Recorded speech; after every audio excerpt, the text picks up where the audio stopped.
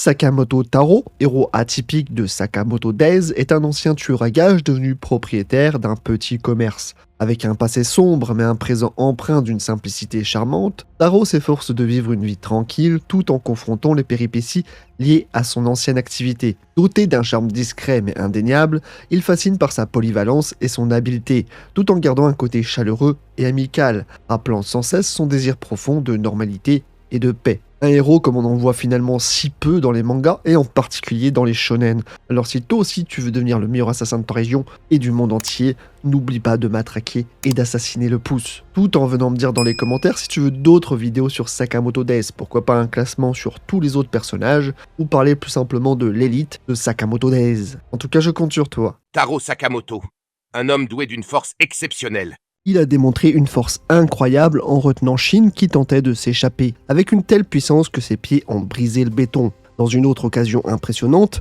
Sakamoto a soulevé la moto qu'il conduisait dans les airs pour lancer une attaque. Il a également réussi à briser une dent de T-Rex, à sauver 2 personnes âgées en les plaçant doucement sur des sièges et à lancer sa femme haut dans les airs avec facilité, avant de la rattraper dans ses bras une fois ses agresseurs mis hors d'état de nuire. La force est également évidente lorsqu'il retourne un homme simplement en saisissant son t-shirt et lorsqu'il empêche le sommet de la tour de Tokyo de tomber en tirant sur un câble, ou encore lorsqu'il empêche quelqu'un de prendre une de ses cartes par la force afin de l'échanger très rapidement. Ces actes témoignent de la puissance et de la capacité de Sakamoto, même après avoir quitté le monde dangereux des tueurs à gages. Lors d'une confrontation, Sakamoto a démontré sa force en envoyant Shin voler à travers plusieurs étagères, d'un seul coup de pied.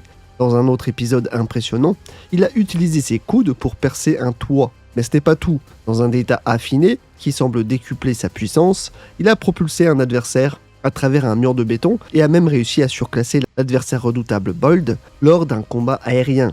Il l'a ensuite propulsé plus tard contre une grande roue, les 2 hommes se repositionnant avec classe et style, tandis que Taro s'en sort victorieux. Sa capacité à infliger des dommages ne se limite pas aux humains. Sakamoto a brisé une moto en 2 avec un simple coup de pied. Plus impressionnant encore, il a démantelé un T-Rex mécanique, une machine dont la robustesse est telle que ses os n'ont pas été endommagés après avoir traversé des piliers et du béton. Et parlons de l'ours. Avec un coup de genou bien placé, Sakamoto a brisé la mâchoire de l'animal, et ce, malgré le canon qui s'y trouvait. La force de Sakamoto ne se manifeste pas seulement dans ses coups, il a la capacité de créer des cratères dans le béton simplement en tombant, et il a même envoyé quelqu'un voler à travers un mur épais de béton. Lors d'une autre occasion mémorable, il a démontré sa puissance en brisant des poutres d'acier en frappant quelqu'un à travers elles. Il a démontré une habileté impressionnante en tirant des pastilles pour la toux avec un élastique avec une telle force qu'elles ont percé des étagères et du verre. La dextérité est telle qu'il peut trancher le canon d'un pistolet avec un simple couteau. Dans une démonstration de force brute, il a stoppé un bus en pleine course avec un simple panneau de signalisation. Il a également propulsé un assassin façon ricochet à travers un avion et l'a ensuite aveuglé avec un passeport avant de le propulser hors de la cabine. Sa force est telle qu'il peut faire basculer l'avion en question pour catapulter son adversaire en sautant de tout son poids sur son aile. Il s'empare ensuite des roues du train d'atterrissage, les fait rouler et s'en sert comme d'un tremplin pour le rejoindre dans les airs. Il faut en effet savoir que même les objets les plus ordinaires deviennent des armes dangereuses entre ses mains. Plus fort que Jackie Chan dans Rush Hour.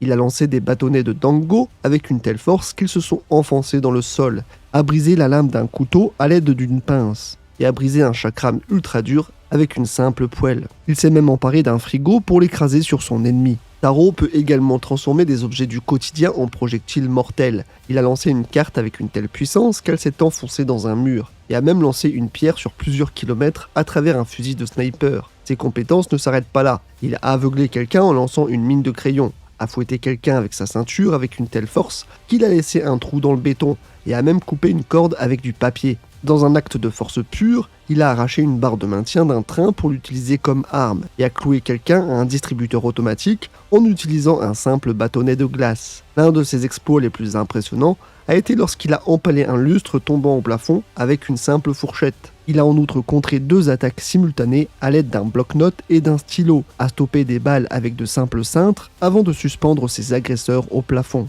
Il se sert d'aspirateurs relativement puissants pour combattre, d'étagères entières pour écraser les plus récalcitrants et n'hésite pas à saccager un orgue pour s'emparer des tuyaux dont il se sert comme de projectiles. Mais ce n'est rien à côté du souffle qu'il peut produire afin de l'utiliser comme une puissante sarbacane explosive, ou d'une banderole qu'il s'est servi pour malmener son adversaire. Le plus fort, c'est qu'il s'est servi d'une canne à pêche pour s'emparer d'une voiture et la faire traverser un pont détruit. Physiquement, Sakamoto est juste une forteresse imprenable. Il a survécu à une chute de plusieurs étages dans la neige sans la moindre égratignure, même lorsqu'il a été projeté contre le côté d'un bâtiment, ou lorsqu'il a été frappé avec une force suffisante pour le faire voler à travers un couloir, renversant une foule au passage, il s'est relevé sans montrer de signe de douleur. Les explosions ne semblent pas le perturber non plus. Il a résisté à de multiples explosions et à un coup de poing de Bold qu'il a enfoncé dans le béton. Dans son état un peu plus skinny, il a même survécu à l'explosion des bombes de Bold dans sa main. La résistance à la perforation est également remarquable. Sakamoto porte des lunettes à l'épreuve des balles,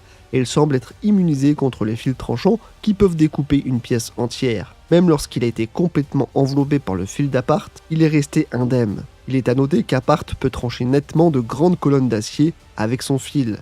Le plus impressionnant étant sans doute de ne pas le voir lâcher prise malgré le fait qu'il se fait poignarder à multiples reprises par un homme. Sakamoto possède également une résistance impressionnante à la chaleur et au froid. Il a supporté sans problème une séance de sauna suffisamment chaude pour provoquer une combustion spontanée et a également résisté à un bain à 1 degré Celsius. Sans parler d'une chute d'eau d'une pression de 10 tonnes qui semble être totalement banale pour lui. Qu'importe la pression exercée dans son dos, il reste stoïque en toutes circonstances, alors que Shin avait été propulsé sur plusieurs mètres avec le même exercice. Sakamoto est ainsi un prodige de la vitesse de combat. Dans un couloir, il a éliminé un groupe d'hommes avant qu'ils ne puissent réagir. Il a coupé en deux la cigarette de Shin avant que celui-ci ne s'en rende compte et a intercepté une balle de pistolet avec une pastille pour la toux qu'il avait crachée. En un éclair, il a désarmé et frappé un homme avant que celui-ci ne puisse esquisser un mouvement. Face à des attaques à distance, Sakamoto a attrapé un couteau lancé en plein vol, a esquivé une série de coups d'épée de 2 épéistes et a évité une attaque au couteau qui était à quelques centimètres de son visage. Face à un tireur d'élite, Sakamoto a non seulement réagi au tir,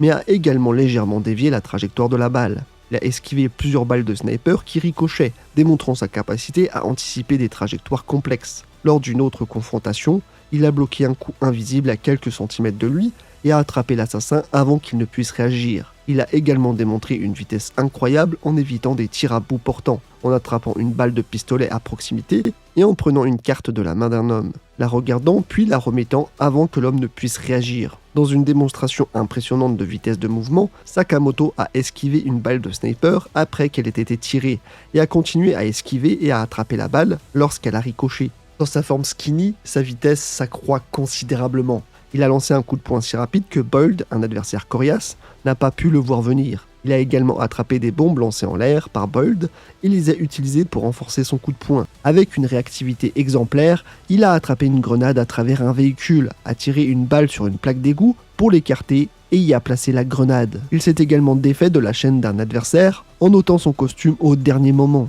L'épicier possède ainsi une vitesse de mouvement qui est tout aussi impressionnante. Dans une autre instance, il a sauté de bâtiment en bâtiment, surpassant un bus en pleine vitesse. Sa rapidité ne se limite pas à la course à pied. Il a également montré une vitesse impressionnante à vélo. Lorsqu'une boîte a été lancée avec une grande avance, Sakamoto a réussi à le rattraper en un rien de temps. Dans une situation périlleuse, il a sauté hors de la voie d'un train qui arrivait à grande vitesse. Plus tard, il a démontré sa capacité à rattraper un train en mouvement, même si ce train se déplaçait dans la direction opposée. Ces exploits montrent que Sakamoto n'est pas seulement rapide en combat, il était aussi incroyablement agile et rapide dans ses déplacements, ce qui le rend très difficile à poursuivre et à appréhender. Au-delà de ça, il est non seulement un combattant compétent, mais il possède également une gamme de compétences qui le rend vraiment unique. Il est capable de garder son esprit si bien caché que Shin ne peut pas lire dans ses pensées. Dans des situations tendues, il a démontré une maîtrise remarquable des armes à feu, démontant rapidement un pistolet alors qu'il était encore entre les mains de quelqu'un. Il a également utilisé un stylo pour neutraliser un adversaire en le sortant de sa poche et en le poignardant, tout en évitant soigneusement les artères et les organes. Sakamoto a même combattu des requins à 100 mètres sous la mer lors de son entraînement. Il a également désarmé quelqu'un en lui donnant une claque sur la main, attrapant leur arme au vol. Sa précision est telle qu'il a remporté tous les prix d'un jeu de tir à la fête foraine. Un jeu avec lequel Shin, pourtant un des meilleurs tireurs, a eu du mal. On voit qu'il est d'ailleurs capable de faire 67 tirs la minute, alors qu'il était auparavant capable d'en faire 89 à son prime, faisant de lui le second meilleur tireur après Eisuke. De plus, il a su se libérer d'un enroulement de fil en inspirant profondément. En matière de tir, il a montré une précision exceptionnelle, frappant quelqu'un derrière lui avec une balle de ping-pong et faisant ricocher des balles de billard entre un groupe d'hommes. Enfin, Sakamoto a une capacité unique à perdre du poids lors de combats prolongés, mais il peut récupérer son poids en une journée. Conclusion d'un homme vraiment pas banal, loin des stéréotypes de shonen. Ainsi, pour moi, Sakamoto Taro se distingue vraiment des autres héros de shonen, un genre où les protagonistes sont souvent des jeunes pleins d'ardeur, d'ambition et de potentiel de croissance. Traditionnellement, ces héros visent à devenir de plus en plus forts et à surmonter des défis de plus en plus grands, le tout animé par un esprit de compétition et un désir de surpasser leurs limites. A l'inverse, Sakamoto est un homme d'âge mûr, ayant déjà atteint et dépassé son apogée en tant que tueur à gages. Il ne cherche pas à augmenter sa puissance ou à conquérir de nouveaux sommets, mais plutôt à mener une vie tranquille et sans histoire. C'est cette divergence fondamentale avec les archétypes shonen traditionnels qui renforce l'aspect atypique de Sakamoto et offre au lecteur une perspective rafraîchissante et innovante sur ce que peut être un héros dans ce genre très apprécié. Alors n'oublions pas qu'il n'y a pas d'âge pour être un héros et qu'il n'y a pas d'âge non plus pour être le meilleur de tous. Vive Sakamoto Days et vive Sakamoto Taro, le plus cool des épiciers rondouillards.